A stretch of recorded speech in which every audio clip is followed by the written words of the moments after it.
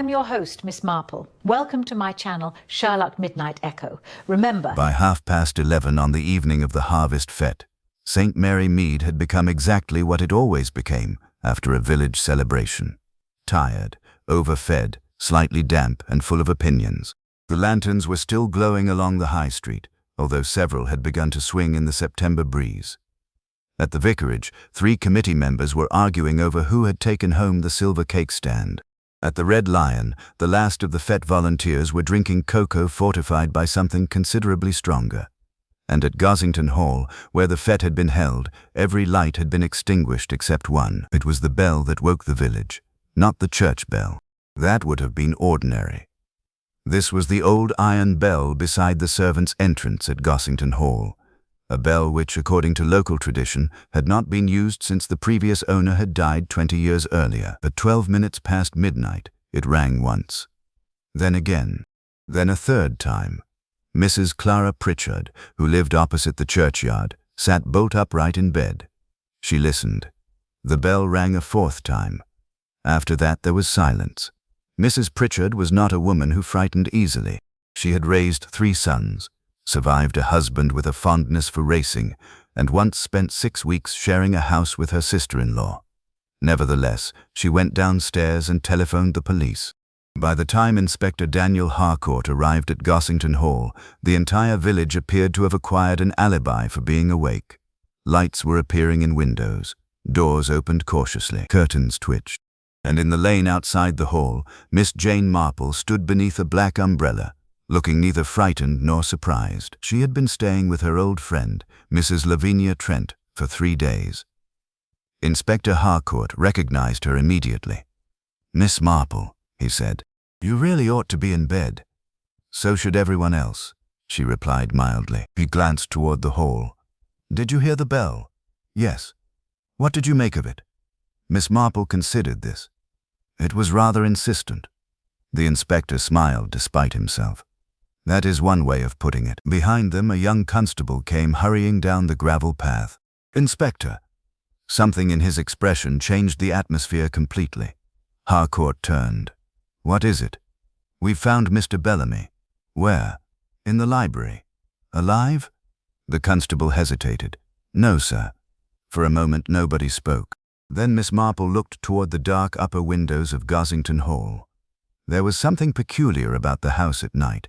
During the afternoon it had been bright and cheerful, crowded with villagers buying jam, books, and homemade lavender bags. Children had played croquet on the lawn. Someone had organized a ridiculous competition involving a wheelbarrow. Now the hall seemed to have withdrawn into itself. "What happened?" Harcourt asked. "Blow to the head, sir. Looks as though he was struck with something heavy." "Anyone else in the house?" "4 people." "Who?" The constable began counting them on his fingers.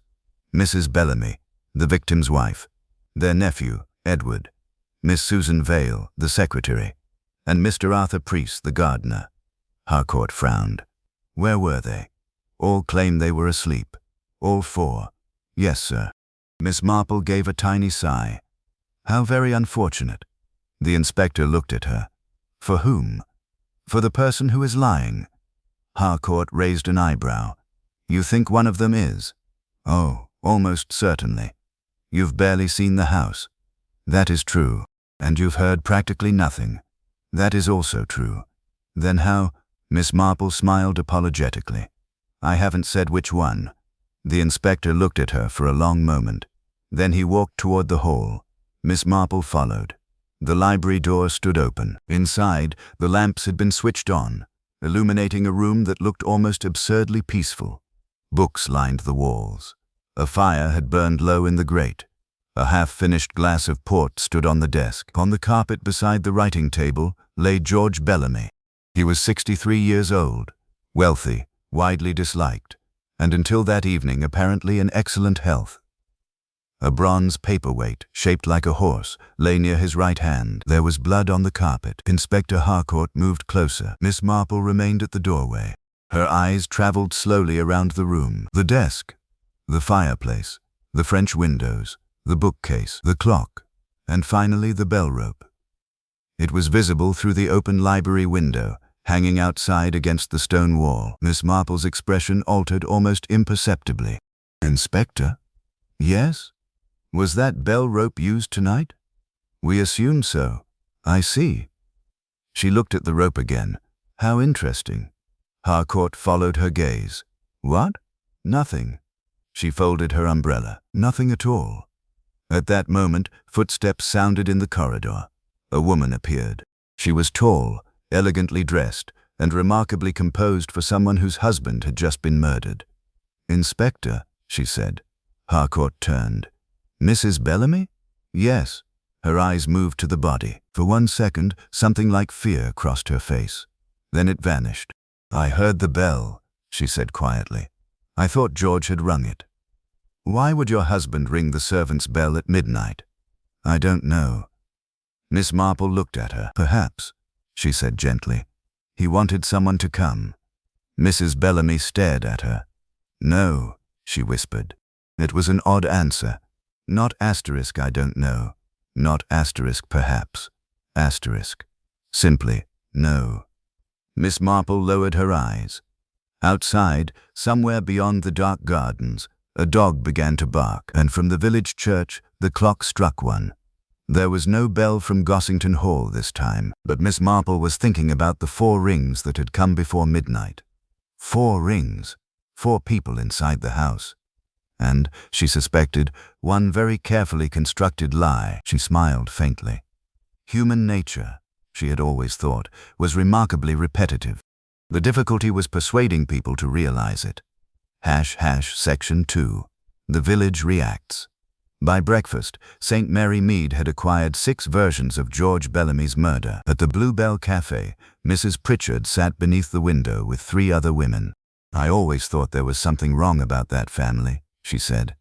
You said that about the Hargreaves, observed Mrs. Dyer, and I was right. Mr. Hargreaves died peacefully in his sleep. Exactly. Nobody dies peacefully when there is nothing to hide. The murder became everyone's business. George Bellamy had been dead for less than 12 hours, yet his entire life was already being rearranged according to village memory. His business failures, his second marriage, and an argument over a field had all been dragged into the light. Miss Marple heard most of it while sitting quietly in the corner, knitting. People spoke more freely around someone who appeared occupied. Lavinia arrived shortly after 10 and placed a newspaper beside her. They've printed almost nothing, she said. They cannot, Miss Marple replied. They say Mr. Bellamy was struck once, and that the police are questioning everyone in the house. Quite sensible. People are saying it was his wife. Miss Marple glanced at the newspaper. Are they? 3 people have told me. Then it must be true. Lavinia frowned. Jane. Miss Marple smiled. I mean that 3 people have told you it is true. That is quite different. Before Lavinia could answer, the cafe door opened. Edward Bellamy entered. He was 27, pale and handsome. His hair was damp, and he looked as though he had slept very little. Conversation stopped. Edward noticed. Everyone noticed. He walked to the counter and ordered coffee. Mrs. Pritchard immediately lowered her voice. That is the nephew. I know, said Mrs. Dyer. He was seen arguing with Mr. Bellamy yesterday. So was half the village. Yes, but he had a reason. Miss Marple looked up. What reason? The women stared at her. Mrs. Pritchard leaned closer. Money. Ah. He owed his uncle a considerable amount. Did he? Oh, yes. Edward suddenly turned. That's not true. The cafe fell silent. He gripped the counter. Mrs. Pritchard flushed. I said people were saying it. Edward looked at Miss Marple. For a moment his face softened. Then he looked away. The waitress brought his coffee. He said, My uncle intended to cut me out of the family. Nobody answered. Edward gave a bitter laugh. That should satisfy everyone. He left. Lavinia watched him through the window. Poor boy. Perhaps, said Miss Marple. You don't sound convinced. I rarely am. At Gossington Hall, Inspector Harcourt was discovering that murder investigations were rarely improved by 4 witnesses who each remembered a different night. Mrs. Bellamy maintained that she had retired at 11. Susan Vale, the secretary, said she had worked until 11:30. Arthur Priest, the gardener, claimed he had gone to bed at 10. Edward said he had remained in his room reading. The trouble was that all 4 accounts contained small inconsistencies. Nothing dramatic, nothing that could be called a lie. Harcourt stood beside the library desk and examined the papers. Bellamy's appointment book contained several names. One had been crossed out, another had been circled. At the bottom of the page, written in Bellamy's firm handwriting, were 4 words. Asterisk, asterisk, ask Susan about Tuesday. Va, Valencia. Harcourt looked toward the secretary. Susan Vale was 34 and usually described as efficient, sensible, and entirely without imagination. She sat straight-backed in a chair. What happened on Tuesday? Nothing. Mr. Bellamy seems to have thought otherwise. She looked at the notebook. I don't know what he meant. Did you have an argument with him? No. Did he threaten you? No. Did you threaten him? Susan's face remained calm. No. Harcourt studied her. You're remarkably composed. I have a great deal of work to do. Your employer has just been murdered. Yes. And you are thinking about work? Someone must. It was an excellent answer. Too excellent, perhaps. Meanwhile, Arthur Preece was being questioned in the kitchen. He was a broad-shouldered man with weathered hands and an injured pride. I hated him, he said. Harcourt looked up. That is refreshingly straightforward. He dismissed my son. Why? Because the boy took apples from the orchard. Did he? Arthur stared at him. Everyone takes apples. But Mr. Bellamy objected. Mr. Bellamy objected to breathing if he wasn't the one doing it. Harcourt almost smiled. Did you kill him? No. Where were you when the bell rang? In my room. Did you hear it? Yes. How many times? 4. Certain? Yes. Did you go outside? No. Why not? Because I thought it was one of the young people playing a stupid trick. That answer troubled Harcourt. The bell had not been rung for 20 years. By lunchtime, Arthur was guilty. By tea, Susan was guilty. By supper, Mrs. Bellamy was guilty again. Edward, meanwhile, had disappeared. Miss Marple returned to Lavinia's house shortly after 4. She removed her hat and placed it carefully on the hall table. Do you know what I find most interesting? She asked. Lavinia sighed.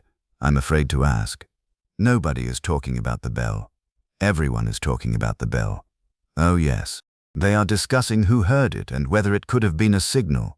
Miss Marple sat down. But nobody is asking why it rang 4 times. Lavinia looked puzzled. Does the number matter? Perhaps not. You said 4 people were in the house. Yes. Do you think that is connected? Miss Marple picked up her knitting. I think people often give away more than they intend when they count. Outside, the church clock began to strike 5. Miss Marple listened carefully, quietly. 1, 2, 3, 4, 5. She smiled. The bell at Gossington, she said softly, was rung by someone who knew precisely what 4 rings would make people think. Lavinia stared at her. And what would that be? Miss Marple's needles clicked together. That is what we must discover. # Section 3. The Quiet Questions. The following morning, Inspector Harcourt returned to Gossington Hall with less confidence than before. The house looked different in daylight. The library seemed harmless. Beyond the lawn stood the bell, fixed beneath a small stone arch. Harcourt examined it again. Strange, he murmured. The constable looked up. What is, sir? Nothing. At 10:30, Miss Marple arrived with knitting wool. Mrs. Bellamy had invited her for company. Harcourt smiled. Do you always carry knitting to murder scenes? No, Inspector. Only when I expect to be sitting down. Mrs. Bellamy received them in the drawing room. In daylight she appeared older, though her manner remained controlled. I am sorry to trouble you again, she said. You may help me, Harcourt replied. I want to establish exactly what happened after 11. Mrs. Bellamy folded her hands. I went upstairs at 11, approximately. Did your husband accompany you? No. Was he in the library? I believe so. You believe? She hesitated. I did not see him. Miss Marple watched her. Did you hear anything? No. Nothing at all. The house was quiet. Harcourt opened his notebook. How did you know the bell had rung? Mrs. Bellamy looked at him. I heard it. From your bedroom? Yes. All 4 rings? Yes. Did you count them? I suppose so. How? She looked annoyed. I heard 4 separate sounds. Miss Marple smiled faintly. Of course. Mrs. Bellamy turned toward her. Is there something amusing, Miss Marple? No, dear. I was only thinking that people seldom count sounds unless they are frightened. Her face tightened. I was frightened. Naturally. Harcourt noticed the exchange. Footsteps sounded outside. Susan Vale entered with papers. I've finished sorting Mr. Bellamy's correspondence. Leave it, Harcourt said. Susan placed the papers on a table. Miss Marple glanced at them. How efficient. I have always been efficient. Yes. Susan looked at her curiously. You knew Mr. Bellamy well? Only socially. Then you know what sort of man he was. I know what sort of man he wished people to think he was. Susan's composure slipped slightly. Miss Marple noticed. So did Harcourt. What happened on Tuesday? He asked. Susan's fingers tightened around the papers. I told you, nothing. Mr. Bellamy wrote your name beside the date. I cannot explain that. Did he threaten to dismiss you? No. Did he know something about you? Susan looked toward Mrs. Bellamy. No. The answer came too quickly. Miss Marple lowered her knitting. Sometimes, she said gently. No means please don't ask. Susan stared at her and left. Harcourt waited until the door closed. You're enjoying this? Not at all. You seem to know when people are lying. Oh no. People lie for many reasons. Fear, shame, vanity, kindness. The interesting thing is what they are protecting. Any idea what Miss Vale is protecting? Miss Marple considered. Something old. At noon, Edward Bellamy returned from the neighboring town. Harcourt questioned him in the library. Did you inherit anything if your uncle died? Edward looked down. Yes. How much? I don't know. Did he say he would change his will? Yes. When? Yesterday afternoon. At the fete? No. Before it. What did you argue about? Edward hesitated. Money. Only money. No. Harcourt waited. Edward rubbed his forehead. My uncle accused me of stealing from him. Did you? No. Did you threaten him? I said I hated him. That isn't an answer. Edward looked directly at him. I said I wished he were dead. Silence followed. Miss Marple sat nearby. That must have been unpleasant for you. Edward gave a bitter laugh. Not particularly. I had wished it many times. Harcourt leaned forward. Where were you when the bell rang? In my bedroom. Did you hear it? Yes. 4 times? Edward nodded. Did you leave your room? No. Did anyone see you? No. It was the first useful answer Harcourt had received. No one had seen Edward. No one had seen Susan. No one had seen Arthur. And Mrs. Bellamy claimed she had remained upstairs. 4 people. 4 stories. 4 locked pieces of time. That afternoon, Miss Marple walked through the village. She stopped at the churchyard and spoke briefly with Mrs. Pritchard, who had become an unofficial authority on the murder. I heard the bell perfectly, the older woman insisted. From your bedroom? Yes. And you counted 4? Of course. Did anyone tell you there had been 4 rings? Mrs. Pritchard frowned. No. Miss Marple smiled. How interesting. Nothing at all. Near the gate, she encountered Arthur Preece. He removed his cap. Morning, Miss Marple. Good morning, Mr. Preece. You believe I didn't do it? I believe you are very angry. Arthur stared. Angry? Your hands. He looked down. There was fresh soil beneath his fingernails. I've been working. Of course. Miss Marple looked toward the hall.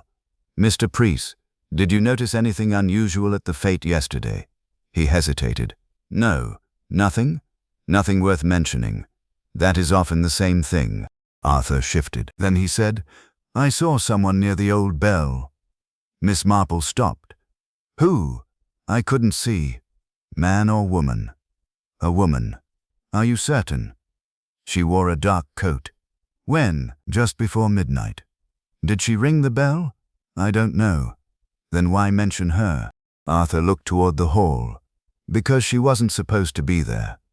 Miss Marple said nothing quietly. The church clock struck 1. Then she asked quietly, "Mr. Priest, what did the woman do when she saw you?" Arthur swallowed. She ran. Miss Marple's needles were not with her this time. Nevertheless, her fingers moved as though counting stitches. 1, 2, 3, 4, and suddenly, for the first time, the 4 rings no longer sounded like a signal. They sounded like an imitation. Somebody had wanted the village to believe that the bell had been rung from the house, and somebody had known exactly how convincing that would be. Section 4. The obvious suspect. By the next morning, the police had decided that George Bellamy's nephew was the convenient explanation. It was not difficult to understand why. Edward had quarreled with his uncle. He had admitted wishing him dead. He stood to inherit money. He had no witness to confirm where he had been when the bell rang, and his relationship with the victim had been openly hostile. Inspector Harcourt disliked convenient explanations, but he could not ignore facts. Edward was asked to return to the station. Lavinia lowered her toast. "And you think Edward isn't guilty?" "I think he is young. That isn't evidence." "No, but it is an observation." At the police station, Harcourt placed the evidence before Edward. "Your uncle changed his will last month." Edward stared at the document. "I knew that. He intended to leave most of his estate to charity." Edward's face tightened. "I didn't know that." "You expected to inherit?" "Yes." "How much?" "Enough." "Enough to kill him?" Edward looked up sharply. "No." Harcourt watched him. "You said you hated him." "Yes." "You wished him dead." "Yes." "You were alone." "Yes." "Your uncle was killed in the library." "Yes." "The murder weapon was found beside his body." "Yes." "And you had every reason to resent him." Edward stood. "If you want me to confess, Inspector, you will have to find someone more imaginative." Harcourt frowned.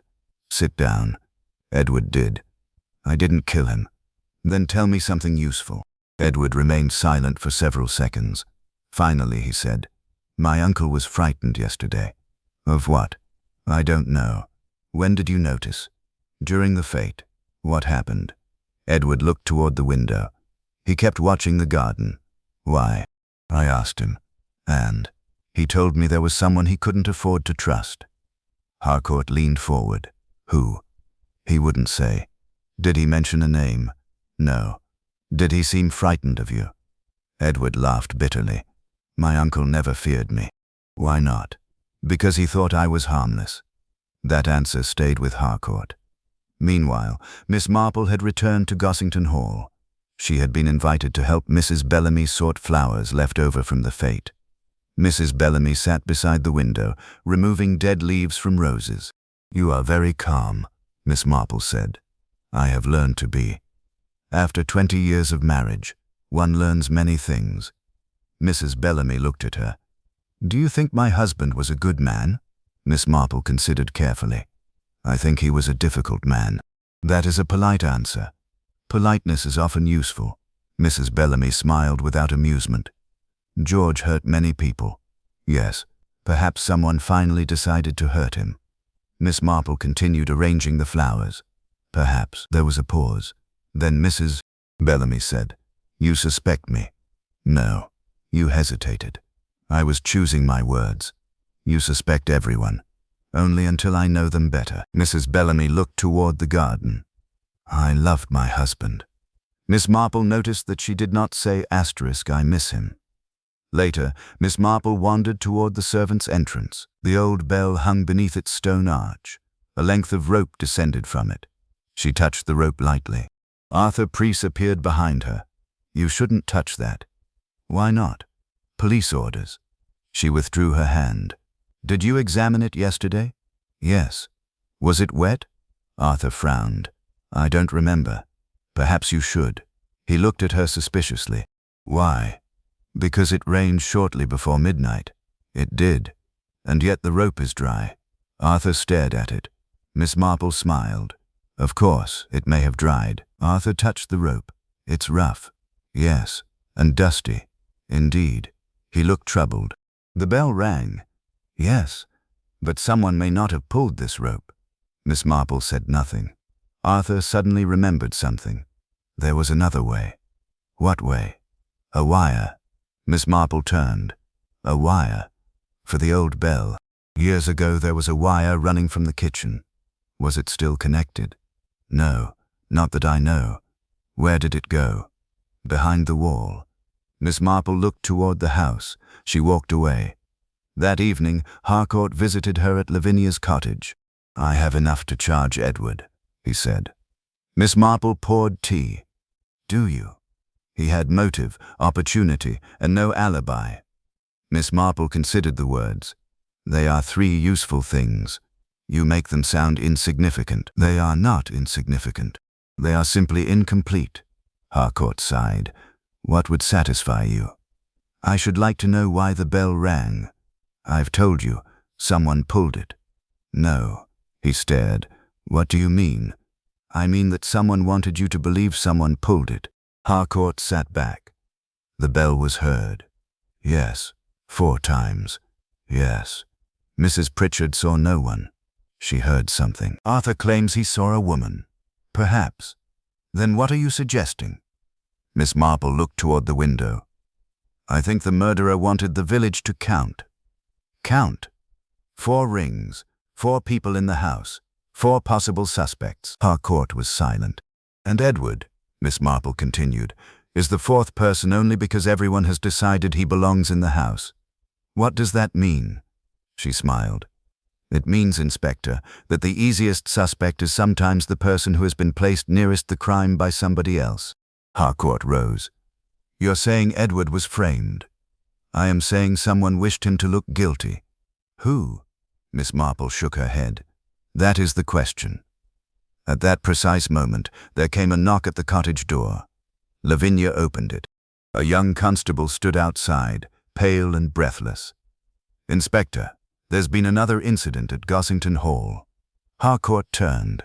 "What happened?" "The missing bell wire has been found." Miss Marple's expression sharpened. "Where?" "In Mr. Bellamy's library." "Anything else?" The constable swallowed. "Yes, ma'am." He looked at Harcourt. "The wire has fresh blood on it." Miss Marple quietly set down her teacup. The obvious suspect had suddenly become much less obvious. Quite so. Section 5. The hidden clue. The discovery of the wire changed the atmosphere at Gossington Hall. Until then, the murder had seemed straightforward. Now every assumption had acquired a question mark. Inspector Harcourt stood in the library while Constable Reed examined the length of wire laid across the desk. "Fresh blood," Harcourt said. "Very little, sir." "Whose?" "We don't know yet." Miss Marple stood near the fireplace, watching. The wire was thin, blackened with age, and broken at one end. A small section had been bent sharply, as though someone had pulled it with considerable force. "Where exactly was it found?" she asked. "Behind the bookcase," Reed replied. "Behind it?" "Yes, ma'am." Miss Marple looked at the shelves. "How curious." Harcourt turned toward her. "What?" She pointed. "The bookcase has been moved." He examined it.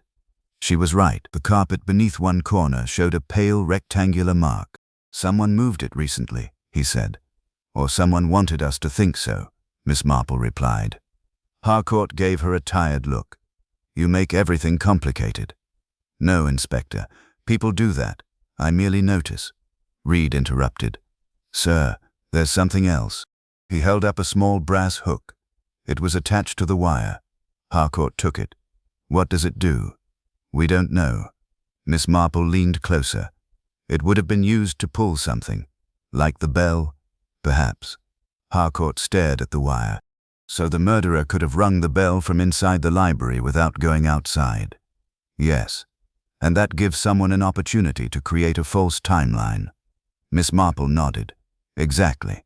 Harcourt ordered the house searched again. In Edward's bedroom, nothing unusual was found. In Arthur's room, there were muddy boots, gardening tools, and an old photograph of his son.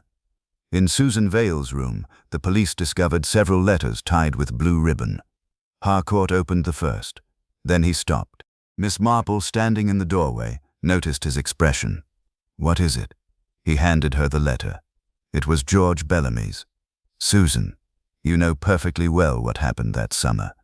If you speak of it, you will regret it." Harcourt looked toward Susan. She stood pale and motionless. "Where did you get these?" "My private papers." "Why did you keep them?" Susan said nothing. "Did Bellamy blackmail you?" "No." "Then why threaten you?" She looked at Miss Marple. "Because he enjoyed having power over people." "Peter Vale, your brother?" "Yes." Harcourt stared. Susan continued. "Peter was working for Mr. Bellamy. There was money missing from the company. Bellamy accused him of stealing." "Did he?" "No." "What happened?" "Peter disappeared." "Disappeared?" "He left the village." "And you believe Bellamy drove him away?" "I know he did." Miss Marple spoke softly. "Did Peter return?" Susan shook her head. "No." The room became quiet. Harcourt turned toward Susan. "Where were you when the bell rang?" "My room." "Could you have reached the library?" "Yes." "Did you?" "No." "Did you kill George Bellamy?" "No." Harcourt watched her closely. Her eyes filled with tears, but she did not look guilty.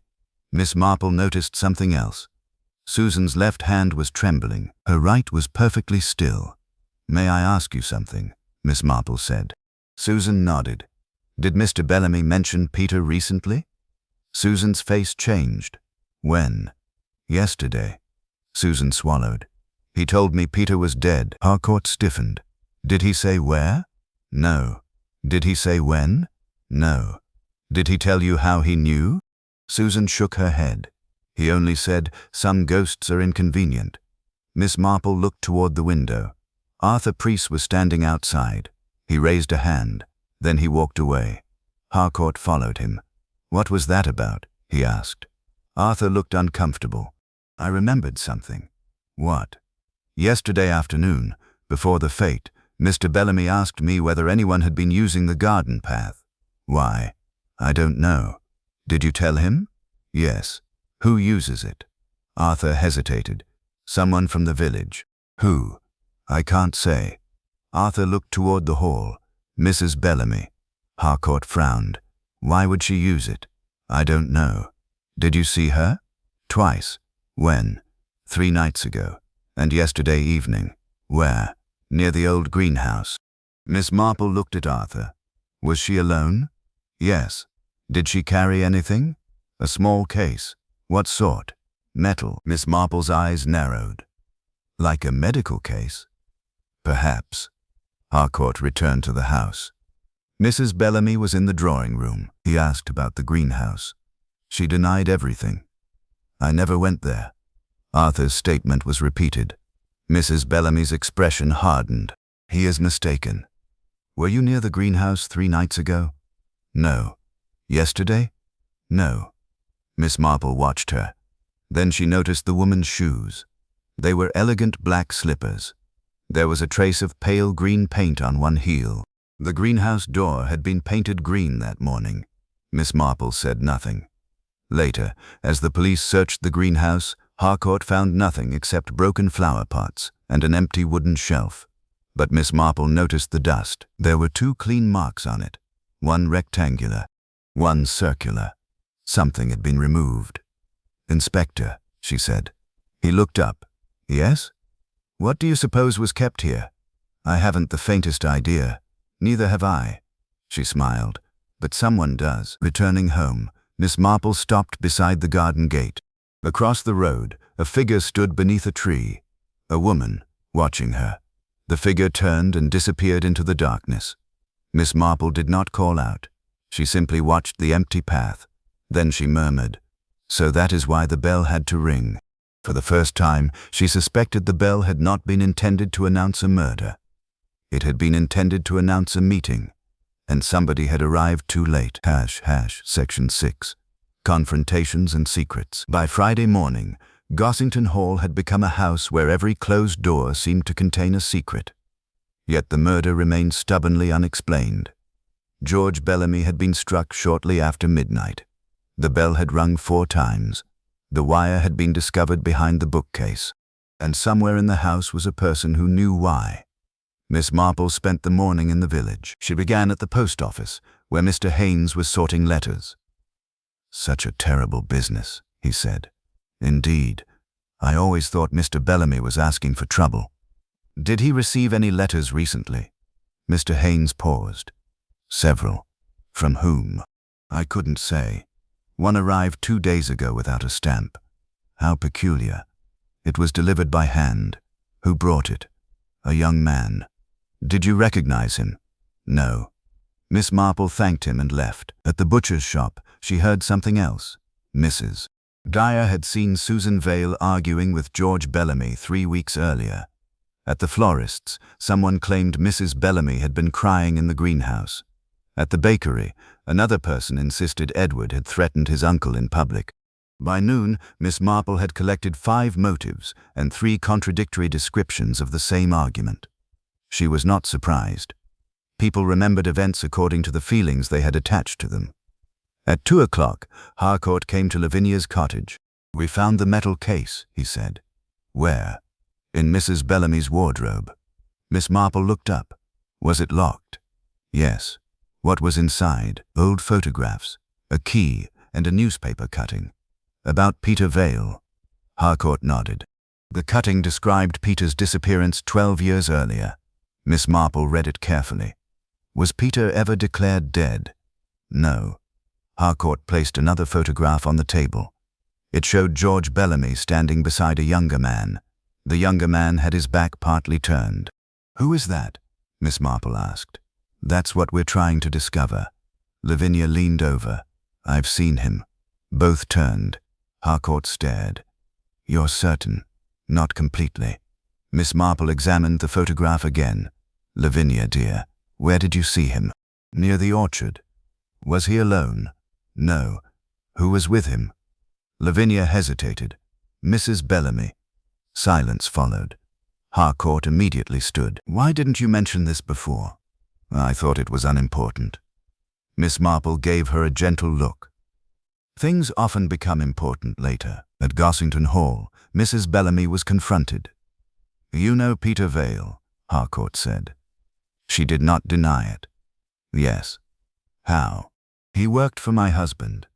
"Did you help him disappear?" "No." "Was he alive 12 years ago when he left?" "Yes." "Where did he go?" "I don't know." "Have you seen him recently?" "No." Harcourt placed the photograph before her. "You were seen with this man yesterday." Mrs. Bellamy stared at it.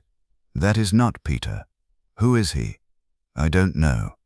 Miss Marple, standing near the mantel, noticed her wedding ring. Mrs. Bellamy had turned it 3 times around her finger. A nervous habit. "Perhaps. Or perhaps a deliberate delay," Miss Marple said quietly. "You knew Mr. Bellamy was frightened." Mrs. Bellamy looked at her. "Yes." "Of whom?" She hesitated. "Someone from his past." "Peter?" "No." "Then who?" Mrs. Bellamy looked toward the window. "My husband had many enemies." "That is not an answer." "No." "Did he receive a threat?" "Yes." Harcourt leaned forward. "When?" "Yesterday afternoon." "What did it say?" "He wouldn't show me." "Did you see it?"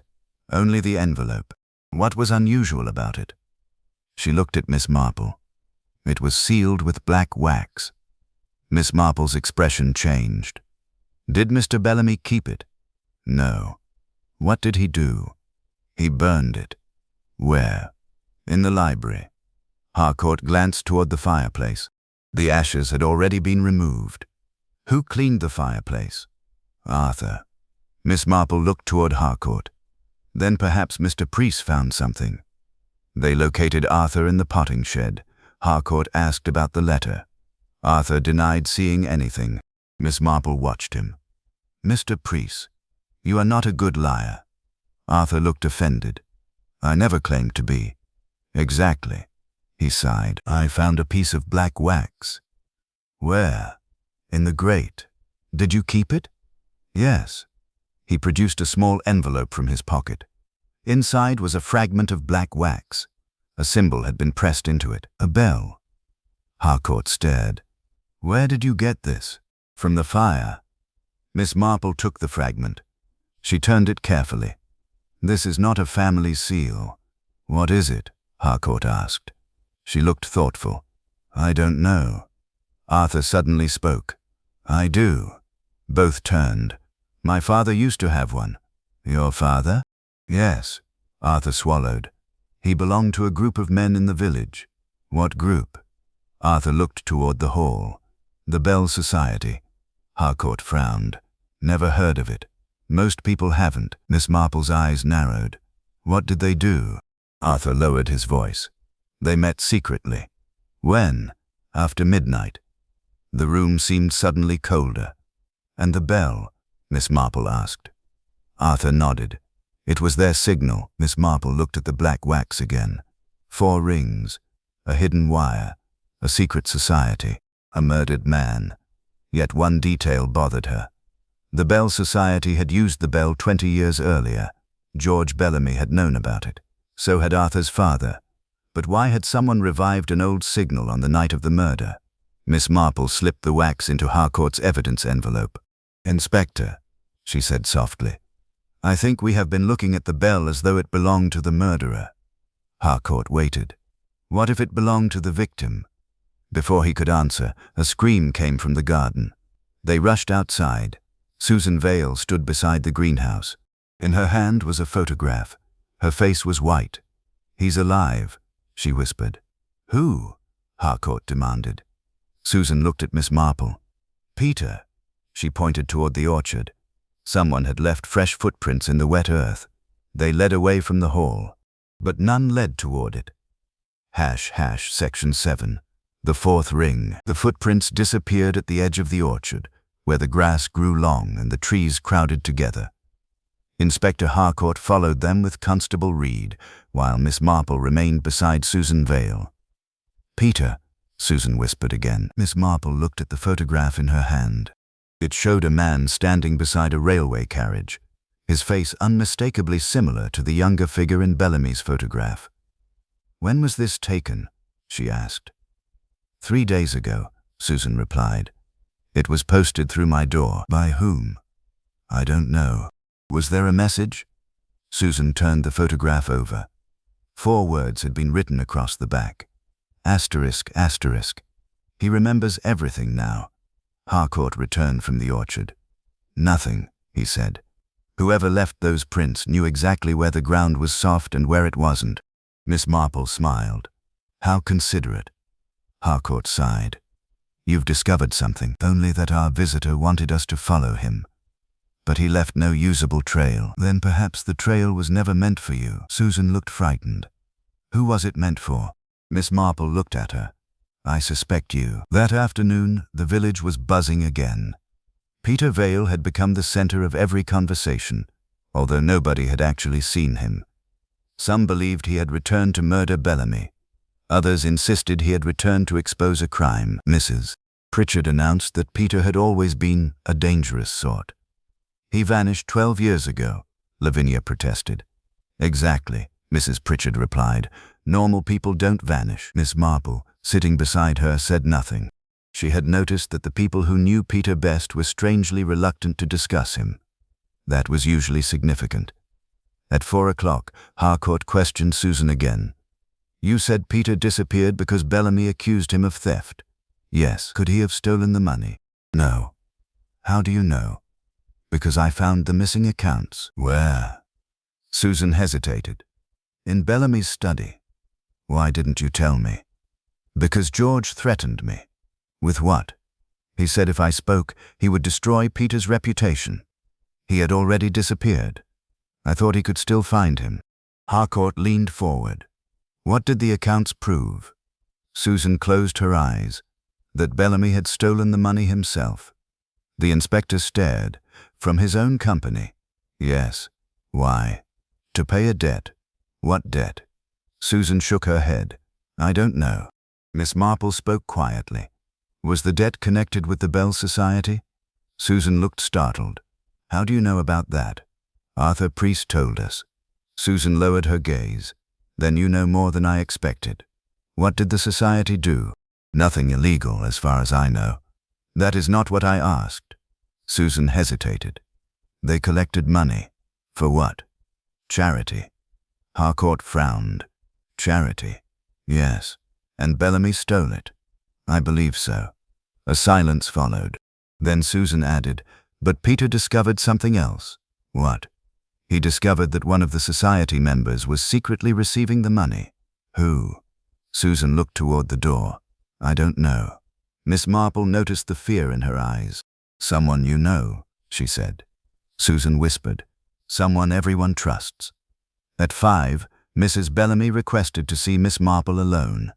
They sat in the drawing room. I know what you are thinking, Mrs. Bellamy said. Do you? You think I killed George? Miss Marple folded her hands. Did you? No. Why did you meet Peter? Mrs. Bellamy looked shocked. You know about that? I know you knew him. She looked away. Peter came to me 3 nights ago. Why? He wanted information. About George? Yes. What information?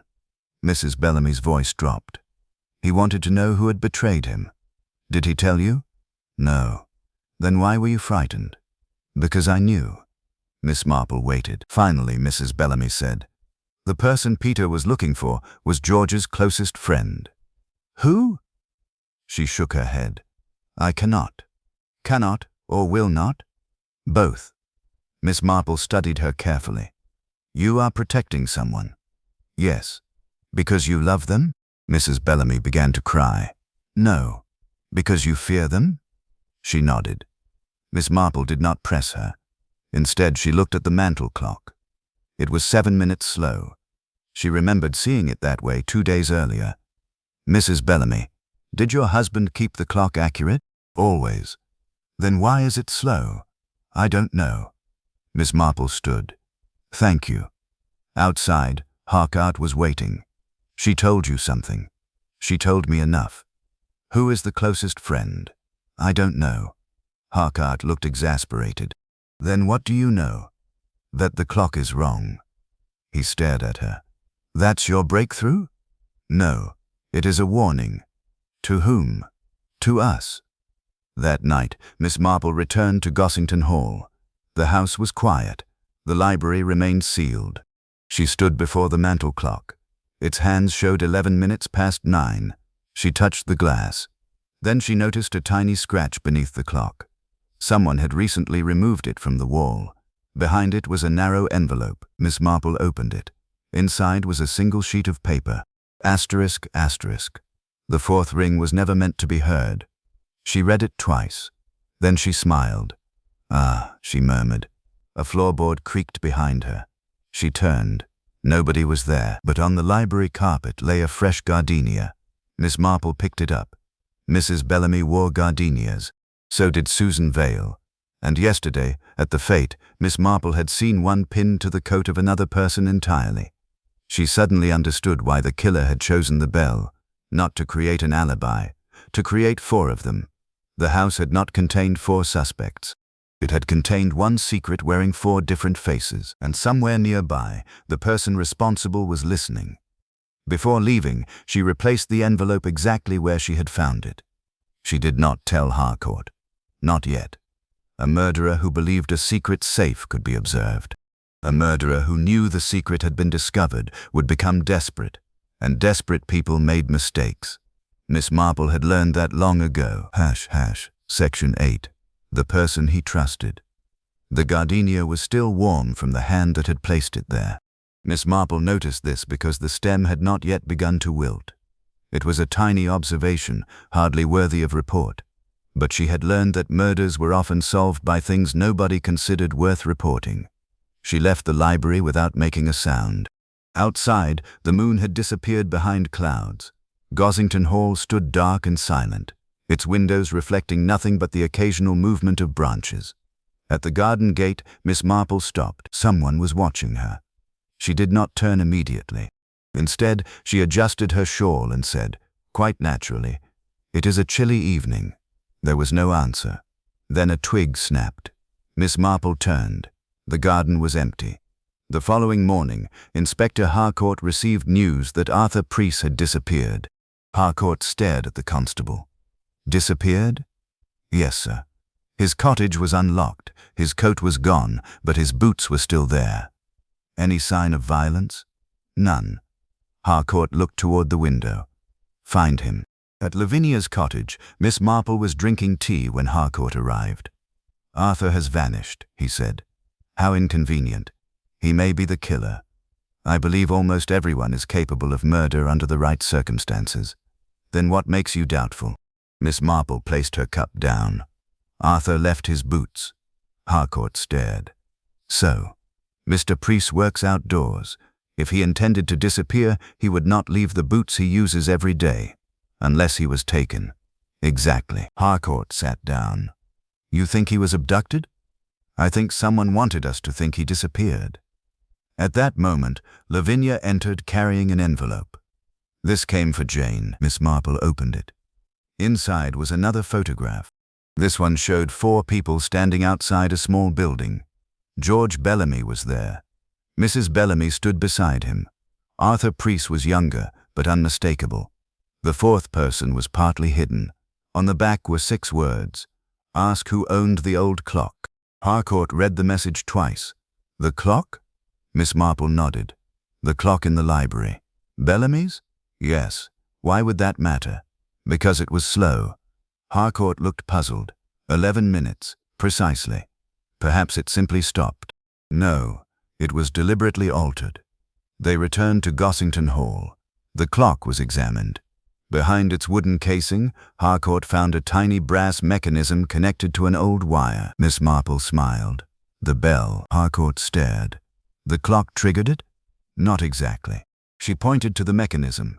It could have been arranged to release the bell at a chosen time. Then the 4 rings were automatic. Perhaps. Harcourt looked suddenly excited.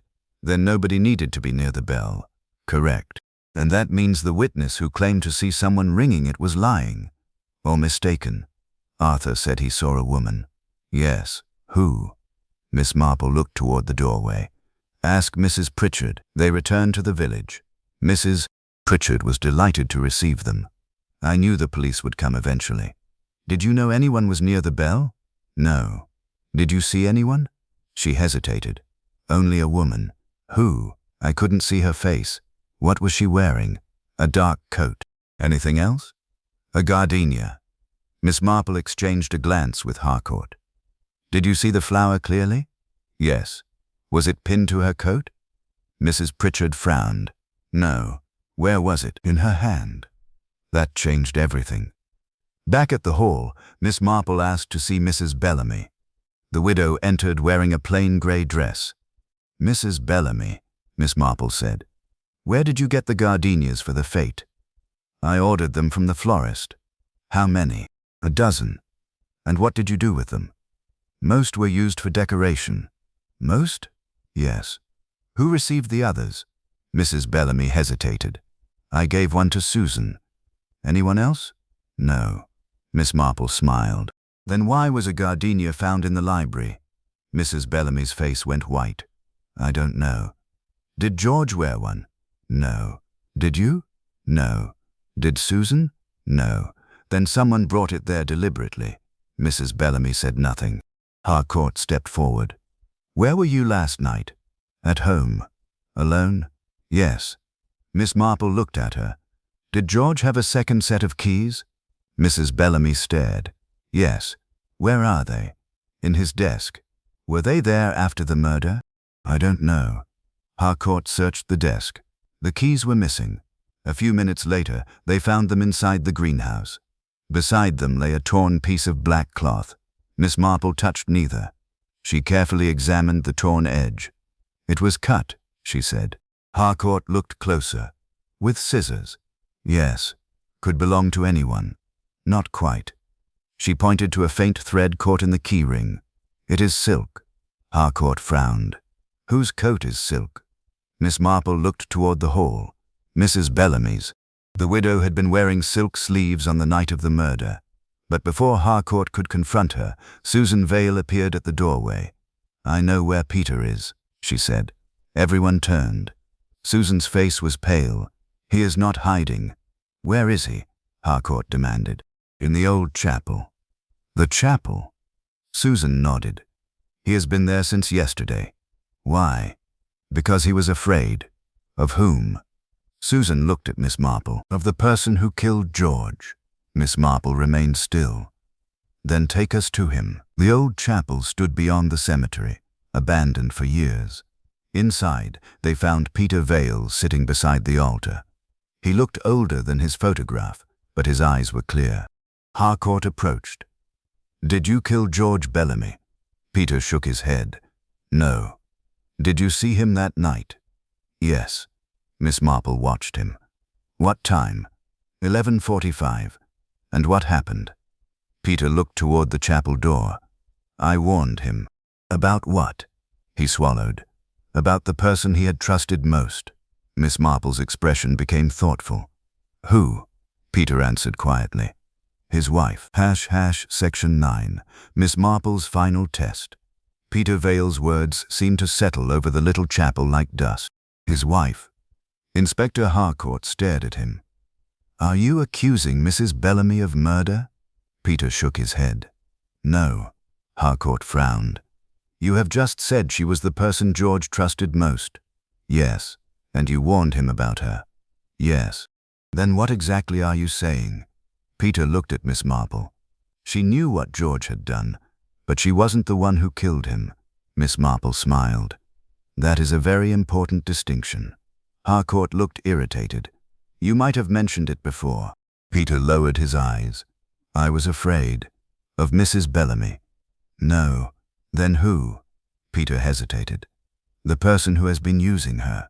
Miss Marple's expression became still. Tell us everything. Peter took a breath.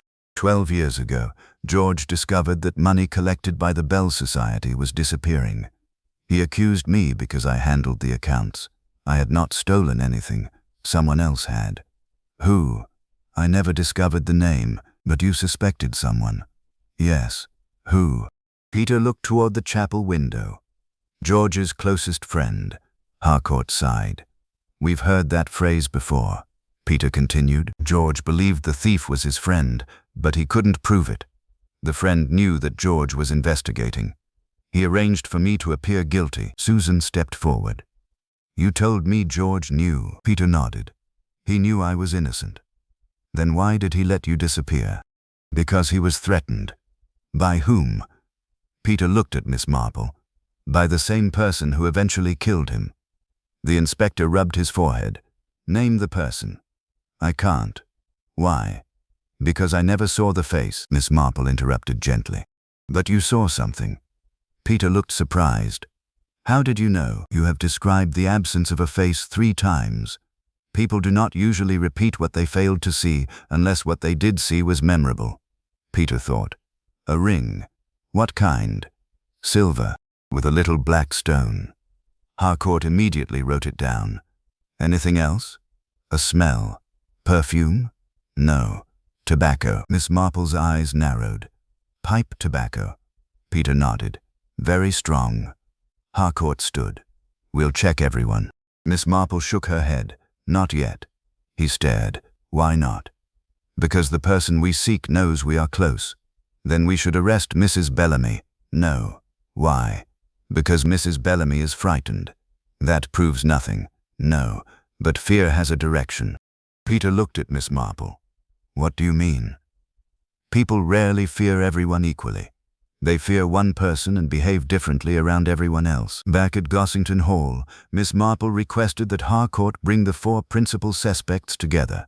Mrs. Bellamy arrived first. Susan followed. Edward came reluctantly. Arthur was still missing. Harcourt stood near the fireplace. Miss Marple sat beside the window. I have asked you here, she began, because there is something peculiar about George Bellamy's death. Edward folded his arms. What? The bell. Everyone became still. The 4 rings were not an accident, Miss Marple continued. They were designed to make 4 people seem equally suspicious. Susan glanced at Mrs. Bellamy. Miss Marple noticed. The bell was controlled by an old mechanism connected to the library clock. Someone knew how it worked. Harcourt watched the suspects. Who knew? That is what we must discover. Mrs. Bellamy said nothing. Miss Marple continued. The murderer also left a gardenia, a piece of black cloth, and a fragment of black sealing wax. Edward frowned. What does that prove? Nothing by itself. Then why mention them? Because people react to details differently when they know their significance. She turned toward Susan. Did you know about the sealing wax? No. To Edward. Did you know about the gardenia? No. To Mrs. Bellamy. Did you know about the black cloth? Mrs. Bellamy's face remained composed. No. Miss Marple smiled. Thank you. Harcourt looked confused. You learned something? Perhaps. She rose. I should like everyone to remain here. Then she left the room. In the corridor, Harcourt followed. Well, I want to conduct one final test. What test? A small lie. He looked puzzled. About what? The bell. Miss Marple returned to the drawing room. I have just received word, she said, that Arthur Preece has been found. Mrs. Bellamy visibly relaxed. Susan looked frightened. Edward appeared surprised. Miss Marple watched them all. Then she added, He has identified the murderer. Mrs. Bellamy's fingers tightened. Who? Miss Marple smiled. I cannot tell you yet. The room fell silent. A moment later, Mrs. Bellamy stood. You must tell me. Why? Because if Arthur has spoken, then everything is over. Miss Marple's eyes rested on her. Everything? Mrs. Bellamy realized her mistake. She sat down again. Harcourt stepped forward. You knew Arthur was involved?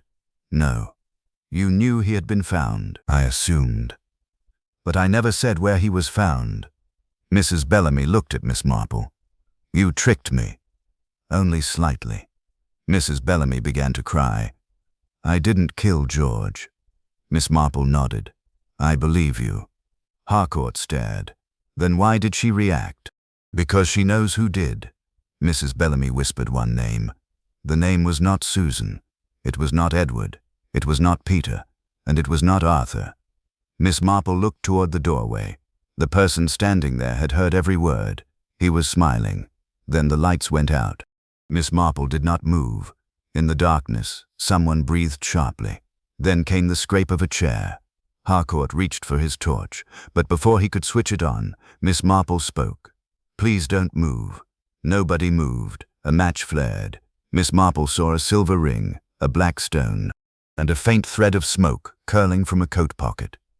Inspector, she said calmly, now you know why I asked everyone to remain together. Harcourt understood. The murderer had not expected the test. Instead, Miss Marple had given him an opportunity to reveal himself, and he had taken it. Miss Marple smiled. Human nature, she whispered, is wonderfully obliging. Section 10. The reveal. When the match went out, Inspector Harcourt had already understood enough. Don't move, he commanded. The lights came on. Everyone was exactly where Miss Marple had expected them to be, except one person. Arthur Preece stood in the doorway. His face was pale, his coat torn, and his right hand was raised protectively over his chest. Harcourt stared. You. Arthur said nothing. Miss Marple looked at him sadly. I am afraid so. Harcourt moved toward him. Put your hands where I can see them. Arthur obeyed. From his pocket he removed a silver ring with a black stone, then a small tobacco pouch. The evidence was almost embarrassingly simple. Arthur shook his head. You have no proof. No, Miss Marple replied. But I have the truth. She turned toward the others. George Bellamy was not killed because of his money. That was merely the oldest and easiest motive to believe. Arthur stared at her. Go on. Peter looked at Arthur. You knew. Arthur's expression changed. Yes, Miss Marple continued. Arthur's father belonged to the society. Arthur learned what had happened. He discovered that the money had been taken by someone close to George, Harcourt said. Arthur himself? Miss Marple nodded.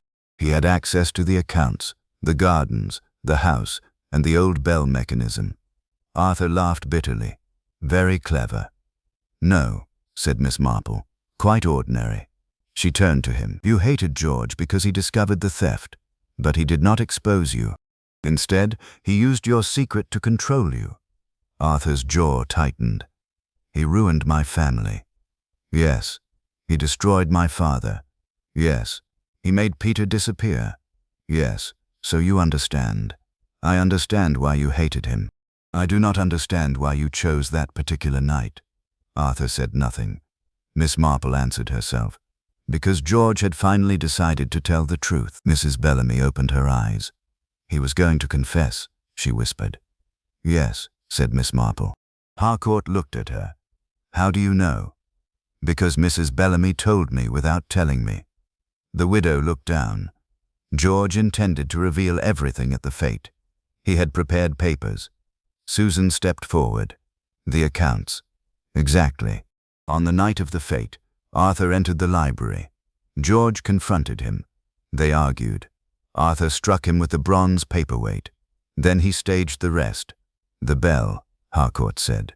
Yes. Arthur knew the old mechanism. He set it to ring 4 times. Exactly. He wanted everyone to think the 4 people inside the house were connected. And the clock. Arthur altered it by 11 minutes. That created confusion about the exact time of the murder. Harcourt nodded slowly. The wire? Part of the old mechanism. Arthur deliberately left it behind the bookcase so that it would be discovered later. And the gardenia. Miss Marple looked at Mrs. Bellamy. Mrs. Bellamy whispered. He wanted me blamed. Yes. Susan stared at Arthur. And the black cloth, cut from Mrs. Bellamy's coat. Arthur lowered his head. Miss Marple continued. Peter looked at him. You wanted everyone to think I killed him. Arthur gave a small nod. But you made one mistake, Miss Marple said. Arthur looked up. What? The 4th ring. He frowned. You assumed everyone would remember 4 rings as a signal. They did, yes. But Mrs. Pritchard counted them because she heard them separately. The mechanism produced an interval between each ring. That interval was identical. Harcourt understood. It was mechanical. Exactly. No human hand could have produced such regular intervals. Miss Marple nodded. Arthur remained silent. Miss Marple continued gently. Then there was the gardenia. Mrs. Pritchard said she saw a woman carrying one, but Arthur had planted it. He wanted us to imagine Mrs. Bellamy had been near the bell. Harcourt looked at Arthur. And Peter? Arthur brought him back into the story because Peter was the perfect ghost. Everyone remembered the old scandal. Peter stepped forward. You sent me that photograph. Arthur said nothing. You wanted me to appear. Arthur finally spoke. I wanted George's secrets exposed. And you killed him. Arthur's face hardened. He deserved it. Miss Marple shook her head. That is the sentence people use when they wish to make murder sound like justice. Arthur looked at her. You don't understand. I understand perfectly. She approached him. Arthur's shoulders sagged. For the first time, he looked old. Harcourt placed the handcuffs around his wrists. Mrs. Bellamy began to cry. Susan moved toward her. Edward stood beside Peter. Outside, the church bell struck midnight. Everyone froze. 1, 2, 3, 4. Miss Marple listened. Then came silence. No 5th ring. No hidden message. Only the ordinary sound of a village clock marking an ordinary hour. The case was over. A week later, St. Mary Mead returned to its routines. The Fate Committee met again. The Bluebell Cafe resumed its gossip. Gossington Hall remained quiet. Peter Vale left the village after giving his statement. Susan continued working, though she no longer intended to remain at the hall. Edward discovered that his uncle had left him enough money to begin again, but not enough to become idle. Mrs. Bellamy sold the house. Arthur Preece awaited trial. Miss Marple returned to her knitting. Lavinia watched her from across the sitting room. Jane, she said, how did you know it was Arthur? Miss Marple smiled. I didn't. But you suspected him. Yes. Why? Miss Marple looked toward the garden. Because he was the only person who kept telling us about the bell. Lavinia laughed. That was all? Oh no. Miss Marple picked up her knitting. He also left his boots behind when he disappeared. And that told you? It told me he had not planned to go far. Lavinia shook her head. You make murder sound like gardening. Miss Marple smiled. Both require patience. Outside, the evening wind moved through the roses. The bell at Gossington Hall remained silent, and Miss Marple, watching the last light fade over St. Mary Mead, thought about George Bellamy, Arthur Preece, and all the ordinary people whose secrets had nearly turned an old village custom into a perfect disguise. Human nature, she knew, rarely changed. People lied because they were afraid. They betrayed because they were angry. They forgave because they needed to. And sometimes, when they believed themselves clever, they left behind the smallest clue of all. Not a footprint, not a fingerprint, not a weapon, a habit. And habits, Miss Marple knew, were much harder to disguise than murder. Section 11. The clock begins again. The morning after Arthur Preece was taken away, St. Mary Mead woke to rain. It was not dramatic rain. It was the sort of fine, persistent rain that softened garden paths and made everyone decide that they had better stay indoors. For several days, the village had lived on excitement. People had invented theories, exchanged accusations, and remembered old quarrels with astonishing enthusiasm. The story was supposed to be over. Miss Marple knew that stories involving human beings rarely ended when the police closed a case. She was sitting in Lavinia's breakfast room when Inspector Harcourt arrived. He looked tired. "Good morning, Miss Marple." "Good morning, Inspector. Tea?" "I won't say no." "How is Arthur?" "He's confessed to striking Bellamy." "I see. He denies planning the entire thing." Miss Marple raised her eyebrows. "He says he intended only to frighten Bellamy. And then he lost his temper. That happens." Harcourt looked uncomfortable. "There is something else. Arthur claims he didn't plant the gardenia." "Does he?" "He says he never touched it." "Interesting. We found traces of garden soil on his coat, but nothing connecting him directly with the flower." Miss Marple stirred her tea. "Then perhaps someone helped him." Harcourt stared. "You think there was another person?" "I think Arthur may have committed the murder, but that does not mean he arranged every detail afterward. Why would anyone help a murderer? For the same reasons people help criminals generally. Love, fear, loyalty, or guilt." Harcourt sighed. "I was hoping you would say the case was finished." "So was I." At 11, Miss Marple went to Gossington Hall. Mrs. Bellamy was packing. Boxes filled the drawing room, and portraits had been removed from the walls. "You're leaving soon," Miss Marple said. "Yes. Where will you go?" "I haven't decided." Miss Marple glanced at the empty portrait spaces. "You will miss the house." Mrs. Bellamy smiled sadly. "I thought I would never leave it. People often think that. Inspector Harcourt told me Arthur confessed." "Yes. He said he killed George." "He did." Mrs. Bellamy stopped. "Then why do I still feel that something is unfinished?" Miss Marple looked at her. "Because it is." Mrs. Bellamy turned pale. "What do you mean? Did George ever tell you about the money?" "No." "Did he tell you who took it?" "He said he knew, but he never named the person." "No." Miss Marple nodded. "Then perhaps we should find out." They went to the library. The room had been cleaned, but Miss Marple walked directly to the desk. She opened the lowest drawer. Inside was a small notebook. Mrs. Bellamy stared. "I've never seen that." "Nor had I." Miss Marple turned several pages. Then she stopped. There was a recent entry. "Tuesday, PV returned." Below it were 3 initials, AP, and beneath those a single word, paid. Mrs. Bellamy whispered, "Arthur." "Perhaps." Miss Marple turned the page. There was another entry. "Thursday, MB knows." Mrs. Bellamy went rigid. "My initials." "Yes. But George wrote this yesterday." Miss Marple nodded. "And there is one more." She turned the final page.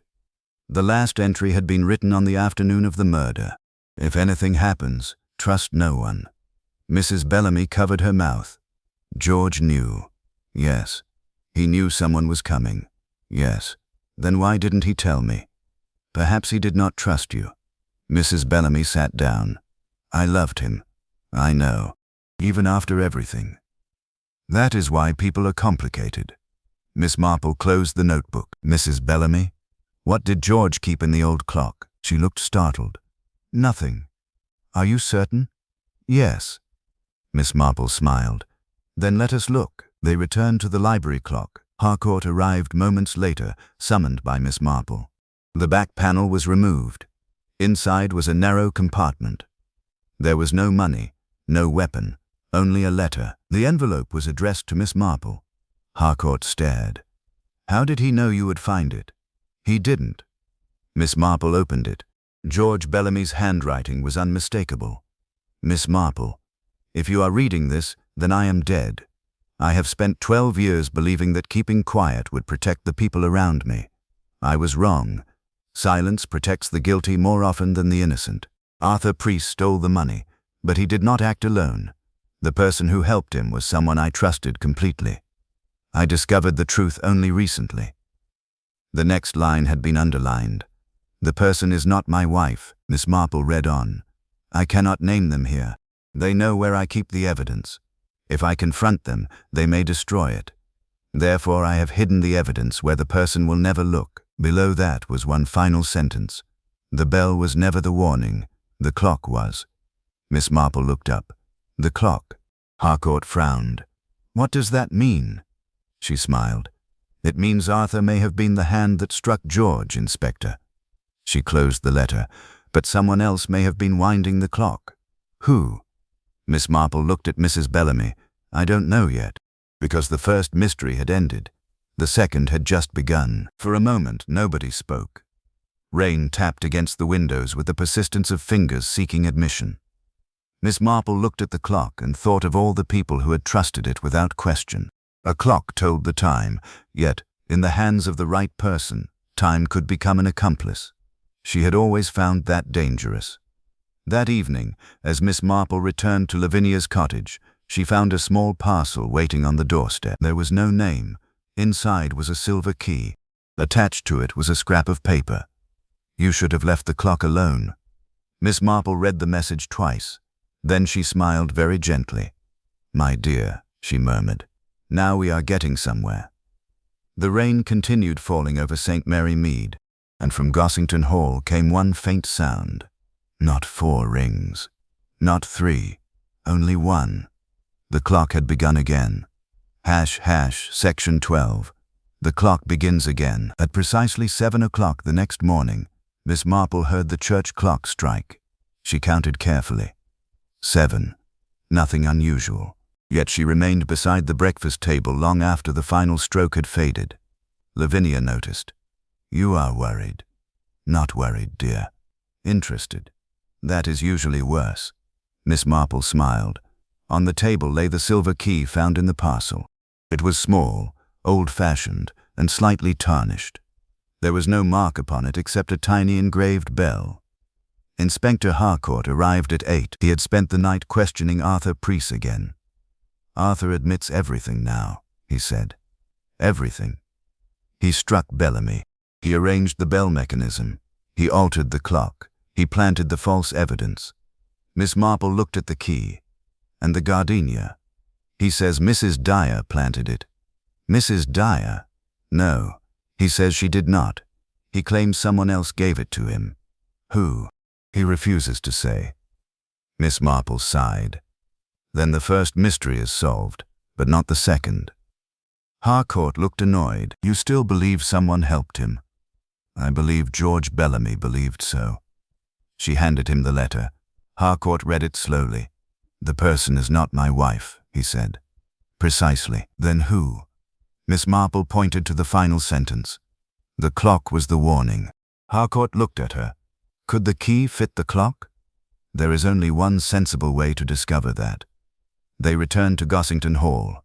The library was cold and empty. Miss Marple approached the clock. Harcourt inserted the silver key into a small lock hidden beneath the wooden frame. There was a click. A panel opened. Inside lay a bundle of letters. The first was dated 12 years earlier. The second was dated 3 months ago. The third had been written only 2 days before George died. Harcourt opened it. His expression changed. What? He handed it to Miss Marple. The letter contained a simple confession. George had discovered that the money stolen from the Bell Society had been transferred through an account belonging to the village charity. The charity treasurer had approved every payment. Harcourt stared at the signature. Mrs. Dyer. Miss Marple nodded. Mrs. Dyer, who had spent years organizing charity collections, had been trusted by everyone. She helped Arthur, Harcourt said. Not exactly. What do you mean? Miss Marple pointed to the letter. Read the last paragraph. Harcourt did. George says she was being blackmailed. By whom?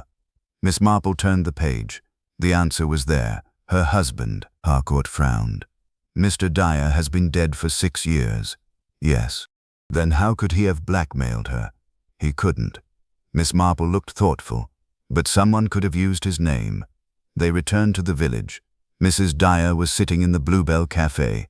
She looked surprised to see them. Inspector. Mrs. Dyer, we need to ask you about George Bellamy. Her face became pale. I know nothing. Miss Marple sat beside her. Do you remember the Bell Society?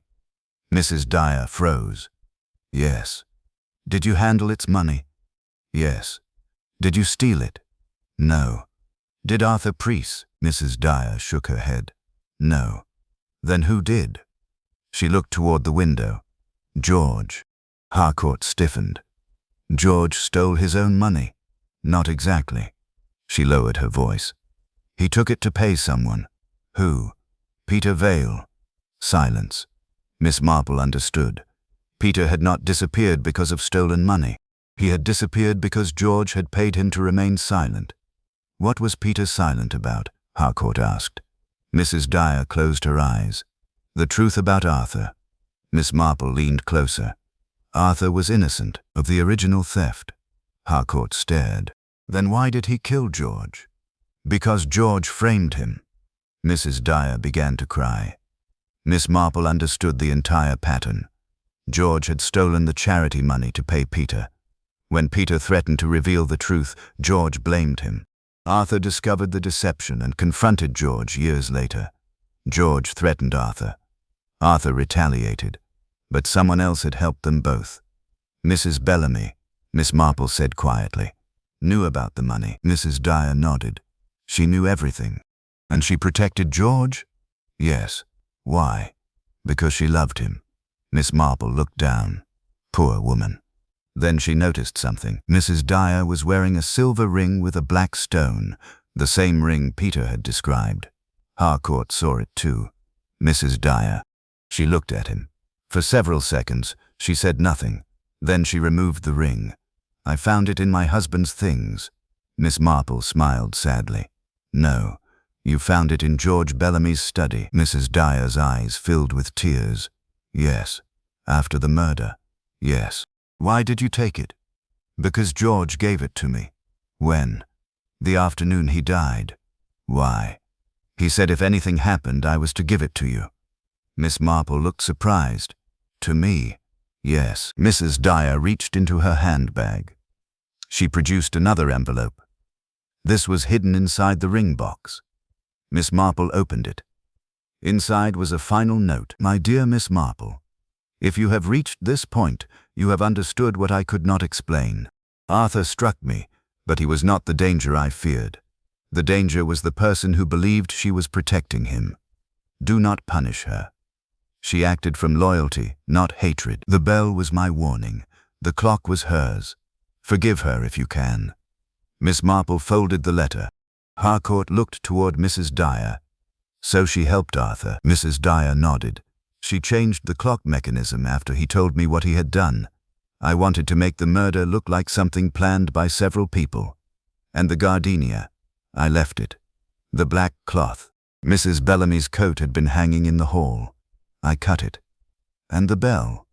I activated it. Miss Marple sighed. You wanted to protect Arthur. He was like my son. But you knew what he had done. Yes. Then why not stop him? Mrs. Dyer looked at her. Because George had destroyed so many lives. Miss Marple understood. When people believed someone deserved punishment, they began to call revenge justice. Outside, the church clock struck 12. Miss Marple listened. No bell followed. At Lavinia's cottage, she resumed her knitting. So it is over? Lavinia asked. Yes. And the bell? Only a bell. The clock? Only a clock. Lavinia smiled. You don't believe that? Miss Marple looked toward the dark window. Ordinary things are rarely as ordinary as they appear. The village slept peacefully. The clock kept ticking. And Miss Marple, calm as ever, knew that human nature had once again told its story.